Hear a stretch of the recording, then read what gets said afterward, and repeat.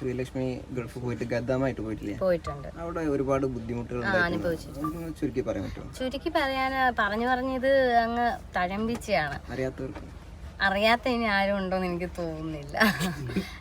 എന്നെ നാട്ടിൽ നിന്ന് 3-4 ലക്ഷം രൂപ ഞാൻ ലോണൊക്കെ എടുത്ത് ഇസാഫ്, മുത്തൂറ്റ്, ഡോറ എന്ന് പറഞ്ഞ കുറേ സാധനങ്ങളുണ്ട്. ഇതിൽ നിന്ന് ലോണൊക്കെ എടുത്തിട്ട് എനിക്ക് കുവൈറ്റിൽ പുറത്ത് വിസ അടിച്ച് തരണം. ഞാൻ ഇവിടുന്ന് ക്യാഷ് എടുത്തു കൊടുത്തു, 3-4 ലക്ഷം രൂപ കൊടുത്തു.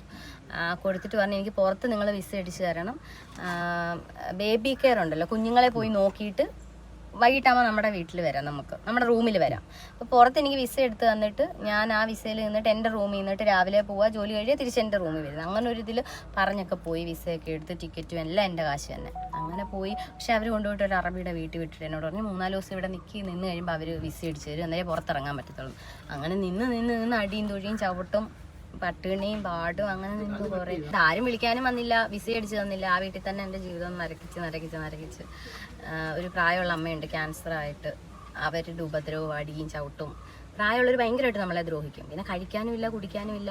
ഇപ്പം ചോദിക്കാം, അന്ന് അവൾ ഭയങ്കര കരച്ചിലായിരുന്നു. എൻ്റെ ഇൻസ്റ്റയും ഫേസ്ബുക്കും ഒക്കെ തുറന്നാൽ നിങ്ങൾക്ക് മനസ്സിലാവും, ഇവള് കുവൈറ്റിൽ കിടന്ന് ഭയങ്കര കരച്ചിലായിരുന്നു, ഇപ്പം ഇവളിങ്ങനെ നടക്കുന്നു എന്ന്. അപ്പം എൻ്റെ സാഹചര്യങ്ങളായിരിക്കും എന്നെ പല രീതിയിലും കൊണ്ടെത്തിച്ചിട്ടുള്ളത്. അന്ന് ഞാൻ കരഞ്ഞുകൊണ്ട് ഇന്നും കരയണമെന്ന് ഇപ്പോഴും പറയുന്ന ആൾക്കാരുണ്ട്. അന്ന് ഇവള് കരഞ്ഞുകൊണ്ട് നടക്കുമായിരുന്നു, ഇപ്പം ഇവള് ചിരിക്കുന്നു. അപ്പം അന്ന് എൻ്റെ സാഹചര്യം അതായിരുന്നു, അന്നത്തെ എൻ്റെ അവസ്ഥ അതായിരുന്നു. എനിക്ക് കഴിക്കാനില്ല. ഗദ്ദാമ നിങ്ങൾ സിനിമ കണ്ടിട്ടുണ്ടെന്ന് ഞാൻ വിശ്വസിക്കുന്നു. അതുപോലത്തെ ഒരു ജീവിതത്തിൽ ആരാ ജീവിക്കാൻ ആഗ്രഹിക്കുക? എല്ലാവരും അവനവൻ്റെ കുടുംബം നോക്കാനും അല്ലെ കാശുണ്ടാക്കാനും അല്ലെ സമാധാനത്തിന് വേണ്ടിയിട്ടാണ് അല്ലേ? സമാധാനം, ആഹാരം, കിടക്കാനിടം, വസ്ത്രം, ഇതാണ് ഒരു മനുഷ്യന് വേണ്ടത്, പൈസ. അപ്പം അതുണ്ടാക്കാൻ പോയിട്ട് നമുക്കവിടെ നരകമാണ് കിട്ടുന്നെങ്കിൽ നമ്മളവിടെ നിൽക്കുമോ? പിന്നെ ഞാൻ ആ വീട്ടിൽ നിന്ന് ഇറങ്ങി ഓടി. എത്ര കൊല്ലം 1.5 വർഷം നിന്നു, 2 വീടുകളിലായിട്ട്. തിരിച്ച് നാട്ടിൽ എങ്ങനെ എത്തി?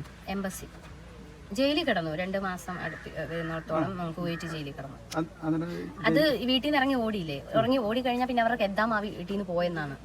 ഗദ്ദാമ പോയി കഴിഞ്ഞാൽ അവർ കേസ് കൊടുക്കും. അവരുടെ വീട്ടിലെ ജോലിക്കാർ പോയല്ലോ, അപ്പോൾ കേസ് കൊടുത്തു. എന്നെ കൊണ്ടുവന്നവരോട് തന്നെ ഫോൺ വിളിച്ചിട്ട് അവരോട് തന്നെ അവരെ എന്നോട് പറഞ്ഞു പാസ്പോർട്ടുമായിട്ട് നിന്റെ അറബി വരും, പേടിക്കൊന്നും വേണ്ട, നിനക്ക് പുറത്ത് തന്നെ വിസ അടിച്ച് തരും, നീ ഞങ്ങളുടെ അടുത്ത് വരാം. അവരെ പിന്നെയും ഞാൻ വിശ്വസിച്ചു. ഒന്നവർ ചതിച്ചു, രണ്ടാമത് അതാണ് ഞാൻ പറഞ്ഞത്, പെട്ടെന്ന് ഞാൻ എല്ലാവരെയും വിശ്വസിക്കുകയും എൻ്റെ മനസ്സ് പെട്ടെന്ന് അലിഞ്ഞു പോകും. അവർ നല്ലവരാന്നുള്ള ചിന്ത വരികയും ചെയ്യും. അതെന്നെ ആപത്തിലേക്ക് വീണ്ടും കൊണ്ടെത്തിച്ചു. അവർ വിളിച്ചെടുത്ത് തന്നെ വീണ്ടും ഞാൻ പോയി. അവർ ചായയും വടയൊക്കെ വടയാന്ന് തോന്നുന്നു എന്തൊരു സാധനം വാങ്ങിയിട്ട് തന്നു. അതും കഴിച്ചുകൊണ്ട് ഞാൻ ഇങ്ങനെ നിൽക്കുമ്പോൾ എൻ്റെ ചുറ്റും കുവൈറ്റ് പോലീസ് വളഞ്ഞ് തോക്കും കാര്യങ്ങളുമായിട്ട് ഞാനിങ്ങനെ നിൽക്കും. എന്ത് ഇറങ്ങി ഓടിയല്ലേ, ഗദ്ദാമയുടെ വേഷമായിട്ട് ഞാനിങ്ങനെ നിൽക്കുന്നുണ്ട്. അപ്പം തന്നെ പോലീസ് പിടിച്ചു, ജയിലിൽ കൊണ്ടുപോയിട്ടു. 2 ദിവസങ്ങളിലായിട്ട് 3 ജയിലിലായിട്ട്. പിന്നെ ലാസ്റ്റ് സാഫർ ജയിലിലേക്ക് വന്നിട്ട് അവിടെയാണ് ഏറെ നാളും കിടന്നത്. അവിടെ നിന്നിട്ട് പിന്നെ നമ്മുടെ ഇന്ത്യൻ എംബസി ഏറ്റെടുക്കുമല്ലോ നമ്മളെ. അങ്ങനെ എംബസിയിൽ നിന്ന് നമ്മുടെ നാട്ടിലേക്ക് വിടാനുള്ള പാസ്പോർട്ട് വിസയും കാര്യങ്ങളും. പിന്നെ എനിക്കൊരു കാര്യം മാത്രം എൻ്റെ ഭാഗത്തേക്ക് വന്നതെന്ന് വെച്ചാൽ എനിക്ക് എൻ്റെ പാസ്പോർട്ട് കിട്ടി. എൻ്റെ അറബിയുടെ അച്ഛൻ, പുള്ളിക്കാരൻ്റെ പേരിലായിരുന്നു എനിക്ക് വിസ അടിച്ചിരുന്നത്. പുള്ളി അപ്പോൾ വന്നിട്ട് സത്യങ്ങളൊക്കെ പറഞ്ഞിട്ട്, പുള്ളി കുറച്ച് പ്രായമാണ് പക്ഷെ മനസാക്ഷിയുള്ള മനുഷ്യരായിരുന്നു. പുള്ളി വന്നിട്ട് സംസാരിച്ചു അവിടെ. അപ്പോൾ എൻ്റെ പാസ്പോർട്ട് പുള്ളി തന്നെ കൊടുത്തുകൊണ്ട് എനിക്ക് പാസ്പോർട്ടോട് വരാൻ പറ്റി. എൻ്റെ കൂടെ കിടന്നവർക്കെല്ലാം വൈറ്റ് പാസ്പോർട്ടോ അങ്ങനെ അങ്ങോട്ട് പറഞ്ഞൊരു സാധനത്തിൽ അവരൊക്കെ വന്നു. എനിക്ക് എൻ്റെ പാസ്പോർട്ടോട് കൂടി വരാൻ പറ്റി. പിന്നെ വന്നിട്ട് ഞാൻ 1 മാസം പോലും നാട്ടിൽ നിന്നില്ല. വീണ്ടും തിരിച്ച് ഞാൻ UAE പോയി. അടുത്തിടം ജോലി വേണമല്ലോ, നമുക്ക് ജീവിക്കണമല്ലോ. വീണ്ടും ഞാൻ പ്രവാസിയായി. 7-8 വർഷം പ്രവാസി തന്നെയായിരുന്നു. അത് റെസ്റ്റോറൻറ്റിൽ ആദ്യം വെയിറ്റേഴ്സ് ആയിട്ട് പോയി, ബില്ലിങ്ങിലിരുന്നു, റിസപ്ഷനിലിരുന്നു. അങ്ങനെ രണ്ടാമതൊരു വട്ടം പ്രവാസിയായപ്പോൾ എങ്ങനെയായിരുന്നു എക്സ്പീരിയൻസ്? അതെനിക്ക് ഉറപ്പായിട്ടും എനിക്ക് സ്വർഗ്ഗമായിരുന്നു UAE എന്ന് വെച്ചാൽ. വെയിറ്റേഴ്സ് ആണ്, പക്ഷെ എനിക്ക് സമാധാനമുണ്ട്, കഴിക്കാൻ ആഹാരമുണ്ട്. നല്ല പണിയാണ്, എപ്പോഴും പണി ചെയ്യണം, എന്നാലും ഒരു പ്രശ്നമില്ല. നമുക്ക് സമാധാനം ഉണ്ടല്ലോ, പണി ചെയ്താൽ മതിയല്ലോ, പണി നമുക്ക് ചെയ്യാം. സമാധാനം ഇല്ല, ഇടിയും തൊഴിയും ചവിട്ടുകയാണെങ്കിൽ നമ്മൾ പട്ടിണിയാണ് എങ്ങനെ ജോലി ചെയ്യുക? അപ്പം എനിക്ക് അവിടെ സ്വർഗ്ഗമായിരുന്നു. ബാർ വിത്ത് റെസ്റ്റോറൻറ്റാണ് ജോലി ചെയ്തിട്ടുണ്ട്. ബാർ വിത്ത് റെസ്റ്റോറൻറ്റിലാണ് ജോലി ചെയ്തത്. എന്തൊക്കെയോ കുറേ എനിക്കറിയില്ല പേരുകളൊന്നും. കുബൂസൊക്കെ ഉണ്ടായിരുന്നു. പിന്നെ ചിക്കൻ കിട്ടും ഇടയ്ക്ക്, ചിക്കൻ്റെ ഒരു പീസ് അതൊക്കെ ഉണ്ട്. ഫുഡിനോ അല്ലെ അവിടെ അടി തൊഴി ചവിട്ട് അങ്ങനത്തെ കാര്യങ്ങളൊന്നും ഇല്ല ജയിലിനകത്ത്. ജയിലിൽ ചെന്ന് കഴിഞ്ഞാൽ, സാഫർ ജയിലിൽ ചെന്ന് കഴിഞ്ഞാൽ നമ്മൾ രക്ഷപ്പെട്ടു. പിന്നെ ഇന്ത്യൻ എംബസിയുടെ സുരക്ഷിതത്വത്തിലല്ല നമ്മൾ ഇരിക്കുന്നത്. നമുക്ക് ആവശ്യത്തിന് ഫുഡ് കാര്യങ്ങളെല്ലാം കിട്ടും. പിന്നെ നമുക്ക് എന്താണ് ഇനി അടുത്തതെന്ന് അറിയാൻ പറ്റാത്തൊരവസ്ഥയാണ്. എൻ്റെ ചിന്ത നാളെ എന്നെ കൊല്ലുവാണെന്ന്, നാളെ ഞാൻ മരിക്കുക, നാളെ എന്താണെന്ന് അറിയില്ലല്ലോ. നാളെ എന്താണെന്ന് അറിയാത്തൊരു ജീവിതമാണ് അതിനകത്ത്.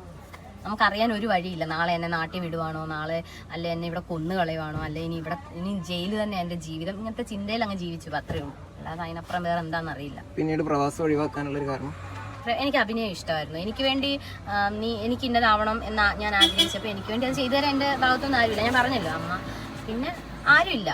എൻ്റെ ഇഷ്ടങ്ങൾക്ക് വേണ്ടി ഞാൻ ജീവിച്ചിട്ടില്ല.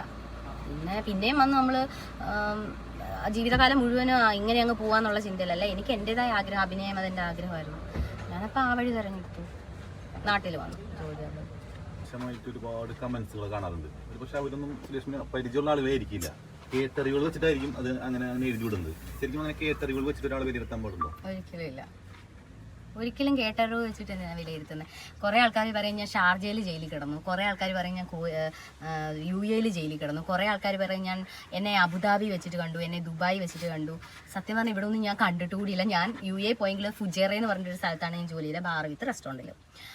അവിടെയാണ് ജോലി ചെയ്തത്. ഈ UAE-ലുള്ളവർ തന്നെ പറയും ഞാൻ ദുബായിലായിരുന്നു, ഇവിടെ ദുബായിലൊരു ബാറിലായിരുന്നെന്ന്. അപ്പോൾ അവർക്ക് അത്രയ്ക്കുള്ള അറിവേ ഉള്ളൂ. ഞാൻ എവിടെയാണെന്ന് കൂടി അവർക്ക് അറിയില്ല.